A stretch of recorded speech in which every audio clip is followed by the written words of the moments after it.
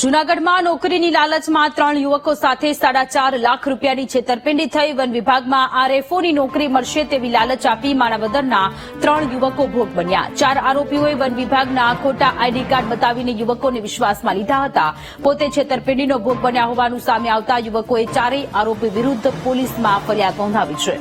પોલીસે 4માંથી 3 આરોપીની ધરપકડ કરી છે, જ્યારે અન્ય 1 આરોપીને પકડવા પોલીસે શોધખોળ શરૂ કરી છે।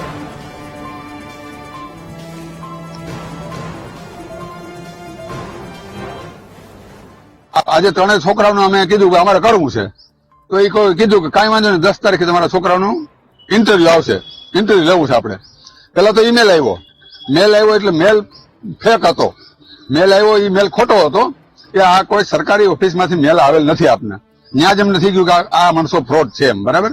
પછી અમે ખીમભાઈ કીધું કે આને જવા નથી દેવા, આપણે ઉપાડી લેવાનું થાય છે કે આ ફ્રોડ ખુલ્લું કરવું, આપણે પર્દાફાશ કરવાનું થાય છે કે પછી અમે બધી વોચ ગોઠવી અને અમે એ લોકોને કીધું આવી જાઓ ભાઈ ઇન્ટરવ્યુ લેવા। એટલે એ લોકોએ ઇન્ટરવ્યુ લીધું ત્યાં જંગલ ખાતે ઓફિસમાં, બરાબર। એ પગથિયા પર ઉભી ઇન્ટરવ્યુ લીધું। પછી અમને શંકાને આધાર લાગ્યો, ફ્રોડ તો હતું જ।